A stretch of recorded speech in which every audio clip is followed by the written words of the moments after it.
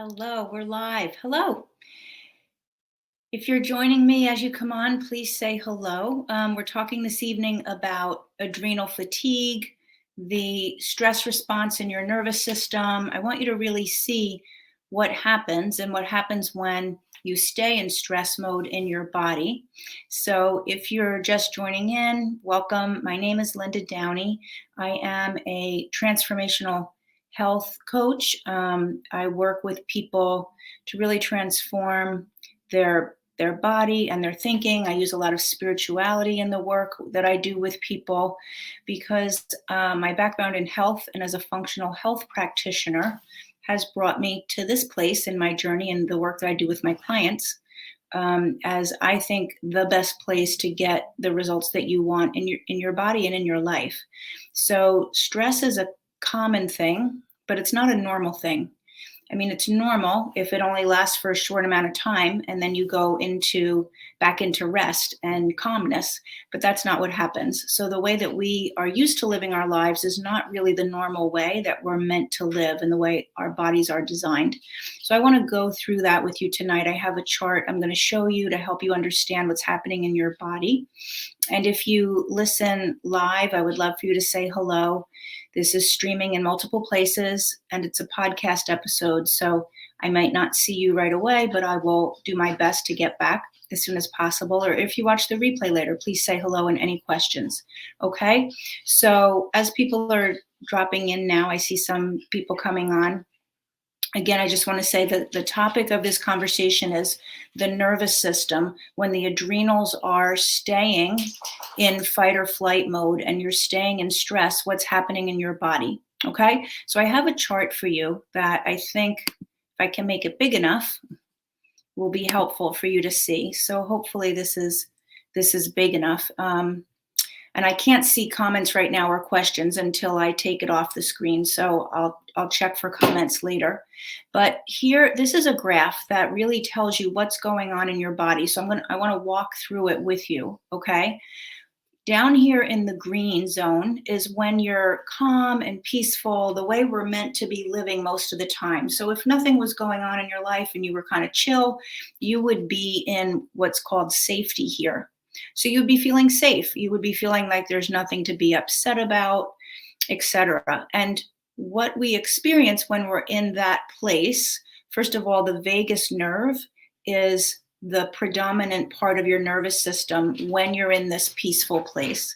So the vagus nerve is being activated. If you've ever heard of your vagus nerve, it's very important because it is the leading part of the parasympathetic or the rest, calm, peaceful state. People who stay stressed all the time and who stay in elevated stress, like up here, their vagus nerve ends up kind of shutting off because it's not getting stimulated enough. So one of the things you have to do is learn how to reactivate your vagus nerve. Okay. But that's what this means here. Vagal, ventral vagal, that's what's in charge when you're here, when you're feeling safe. And so what are the things that you notice in your body? You're calm, you feel centered, you feel grounded. You're curious and open, right? Because you're not being guarded. You don't feel like you have a problem to tackle. You're just curious and open, and you can be able to be compassionate because you're not worried about yourself. So you can feel compassion and all of that. I don't know if you can read this down here, but it says, VVC, which is when you're in this part of your nervous system, that should be at the beginning, and then you're stressed about something and you should return to this place, right? It should be, you should get stressed, activated, and then deactivated and come back here. But a lot of people are not coming back here. They kind of live their lives all the time, at least here, at least in this mid zone, if not up here. But that's what should be happening. Okay. When you're in this part of your nervous system, when that's what's governing your body, this is what's happening in your body. You're able to digest your food. So this is what goes up. Your digestion goes up. So if you have gut issues, if you have SIBO, small intestinal bacteria overgrowth, if you have irritable bowel, if you have colitis, any of those things, there's a strong relationship, very strong relationship to stress. When you're not stressed, you can digest, your intestinal motility increases, your resistance to infection goes up. Remember, this is everything here that goes up. So you're able to resist viral infections, bacterial infections, mold infections, any of that. Your immune response goes up. You have better immunity. You also, that applies to autoimmune as well. Okay. You're able to sleep well and recover. You feel healthy and vital. Your circulation to the non-vital organs is improved. So your circulation to your skin and other non-vital organs. And here, oxytocin, again, I don't know if you can really see this, but oxytocin is the love hormone. That is the hormone we produce when we have a baby or when we fall in love. And that goes up. So we're feeling loving, compassionate, things are working well in the body. That's all happening when you're in this safety zone in your nervous system. What goes down is your defensive responses, because they will all go up as we go up here. Okay. But let's move up here. So now you're going along just fine. You're calm, you're safe, and then something happens. You feel threatened in some way, shape, or form. It might be news that you watch on the TV. Something happens. It might be you get an email. Maybe something happens in your family, and right away, boom, you kick out of safety and you go into danger. And the other part of your nervous system, the sympathetic part of your nervous system, takes over. So all of these things sort of shut down, and the vagus nerve gets deactivated, and now the other parts of your nervous system are activated. And so instead of feeling calm and grounded and compassionate, now you're feeling panic, fear, anger, frustration, all of these things. Okay? You're in, if you can read this here, it says, I can. This is the part where you're like, I got this. All right, what do I have to do? You kick into do it mode. You kick into action, right? And what's interesting is when you're in this place, you don't really notice pain. It's part of the way the body protects itself, because if you were fighting or running, it shuts off your pain response. So when people are really revved up, they don't feel their pain in their body. They're not noticing any of that, so that they can keep going. But over here, these are the things that happen in your body. So now what goes up? These things go down. Now what goes up? Your blood pressure goes up. Your heart rate goes up, because the body thinks you need to run or fight. So it's going to start to really pump out energy and availability for you. Fuel availability. If you have an issue with blood sugar, if you are pre-diabetic, if you're doing everything you can for your metabolism and to lose weight, this right here could be a big reason why, because your body will start to pump out blood sugar so that you have the energy to be in the fight or to run. But if you're not fighting, if you're sitting watching the news, or you're having an argument, standing in the kitchen having an argument or something like that, you're not fighting, so you don't really need all this blood sugar pumped out, and it spikes your insulin as well. So blood sugar gets very dysregulated. So if you're a person that really struggles with weight, metabolism, getting your blood sugar regulated, it's very much related to stress. Okay. What else goes up? Your oxygen circulation, because your body thinks you're running or fighting. Your pupil size, right? If you were to look at somebody in a stress response, their pupils dilate, their bronchi, the branches in their lungs dilate to get in more oxygen, etc. Now, what decreases when you kick into fight or flight and your adrenals kick on? Your fuel storage decreases, because your fuel availability increased. So that's what's happening, is your body is pumping out this blood sugar. But if you're not going for a run or actually in a fight, you don't need it. So now it's circulating and it's causing more insulin to go up, which is what it says here. The insulin, the activity, so insulin goes up, but your response to it goes down. So you're getting dysregulated with your blood sugar is what that means. Your digestion goes down. Again, I talked about here, Digestion doing great when you're feeling safe. Digestion suffers when you're under stress. And then when you stay under stress long time, over and over and over and over, you get digestive issues. Okay? So now what happens if you actually stay in this place of stressed out, adrenals turned on? Now you go from these types of emotions, anger, rage, but I'm going to do it. I can.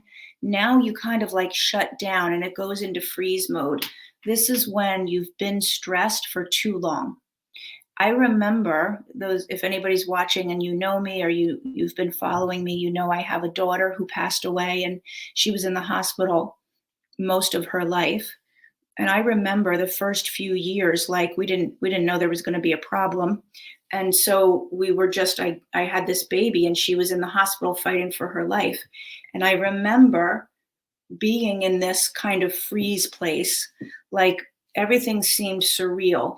It might just be in the living room with my family watching TV, but it seemed like I was dissociated. I was numb. I was really numb because of the massive amount of stress for so long. So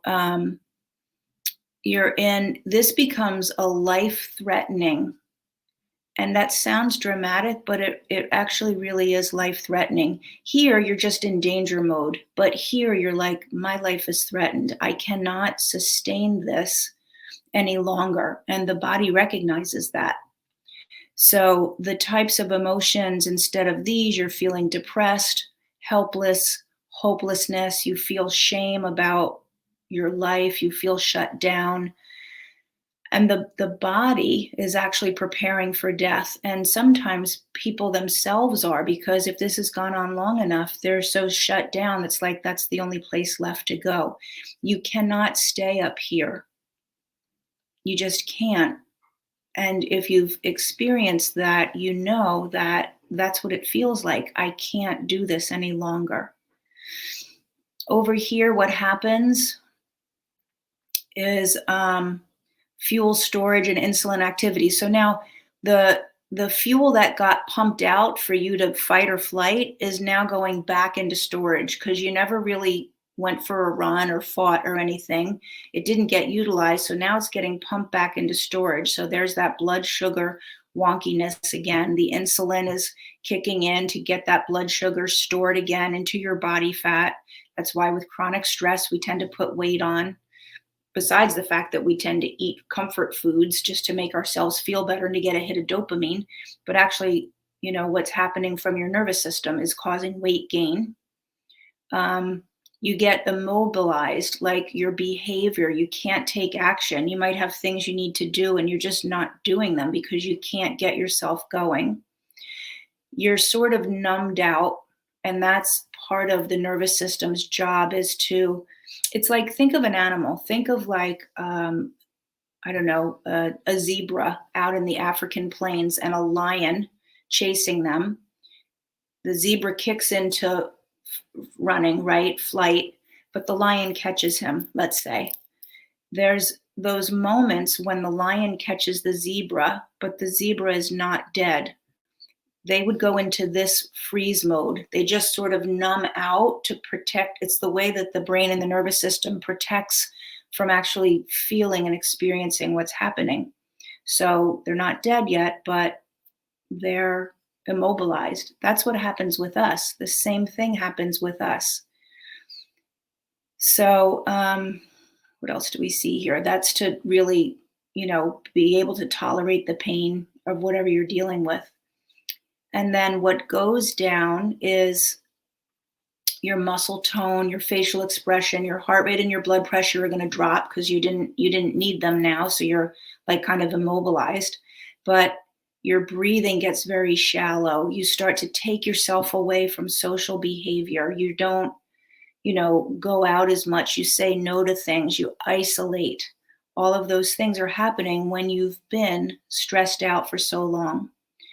Or you just, even just notice like, even teenagers or anybody feeling like a lot of pressure, whatever, they just sort of like go in their room and shut the door, right? Kind of taking a lot of naps, taking yourself away. That's what happens when you're up here. Now, what I want to point out, what is really important about this, is that it may not be just like this year I've had a lot of stress. Maybe you have, or like the pandemic. But this also happens when we have stress from our childhood. People have things happen where they got upset, stressed out, were not able to get back into this safety zone. They never really felt safe. Alcoholic households, you don't feel safe living there. And a household that's struggling financially, you don't feel safe living there. So there was sort of like never the opportunity to get back to safety. And then over the years, people just are stuck up here. They don't know how to get their nervous system back. Their vagus nerve has not been kicked on, not been activated for so long. And this just feels normal. Like those are people who stay angry, who stay fearful, have anxiety all the time. It comes from probably years ago where they experienced things and were never allowed to, nobody ever helped them. They didn't know how to return to safety. So they're in their life now, like, I don't even know why I'm afraid all the time. I just always have panic or fear, or they're like anxiety is just been a problem my whole life. There are reasons why, but it goes back, 40 years. And you're not thinking about that. We're not ever conscious to what happened 40 years ago. In fact, if somebody asked you, it might be like, ugh, who wants to talk about that? I don't want to bring that up, right? So it's been stuffed down. So this chart, I hope, shows you what's happening in the systems of your body over here, how your nervous system responds. And if you get stuck up here, it is a big deal. It's very, very serious for your body, for your quality of life, for your systems, your health, your immune system, all of that. Okay, I'm going to take this out here for a second. Okay. Hi, Diana. Okay, now I can see people. Thank you for saying hi, Diana. So, yeah, so that's that chart. So a lot of times when I talk with people, they say, this is just how life is. I'm stressed. Life is stressful. But number one, just because it's common or it's been that way doesn't mean it's okay. Doesn't mean it's a normal state for your body to live in. It's a very abnormal state. And number two, just because you've been that way doesn't mean you can't be another way. Doesn't mean you can't learn a different way of managing and navigating and teaching your body to go in a different place and training your thoughts so you're not focused on anger and fear and, what's the next problem, but you actually have the experience of living back in safety mode again. So, it is possible. And just because you haven't experienced doesn't mean you can't. It's just not been what you've had the ability to really experience and get yourself back to. So that's what I do with people as a functional health practitioner. I was doing all of the things for my own health because I went into a lot of health issues, not realizing it was due to the alcoholic household that I grew up in. Oh, thanks, Diana. Diana's saying she enjoys the talks. Thank you. But I grew up in an alcoholic household, and I didn't realize when I was in my 30s that my autoimmune issues were due to the stress that I had carried ever since I was 3 years old. So I became a functional health practitioner, and I was doing all the things that I could for thyroid health, and they are important. But if you don't really manage your nervous system and you don't teach your body how to go back into safety and you don't change how you think, number one, you're just coping the rest of your life. You're always managing and coping with supplements and a diet and a restricted, I can't eat these things because of my digestive system, and I can't do this because I get headaches or I always have pain, whatever it is. You find you're always coping and you never fully feel the way that you want to feel. And things kind of layer up, like the next thing shows up and the next thing and the next thing. That's what happens. So I started off working on all the physical things that most people think of. And I went back to school to do that as a functional health practitioner. But really, in my journey, found that understanding how to calm down the nervous system, and it does require, I think, some spirituality. Not that you have to be religious, but spirituality in that you learn how to go inward and center yourself again, and teach your your nervous system how to calm down inwardly, not from an outward place. That's spirituality, like experiencing yourself in a different way than the reactive fear anxiety way that you experience yourself and you experience life.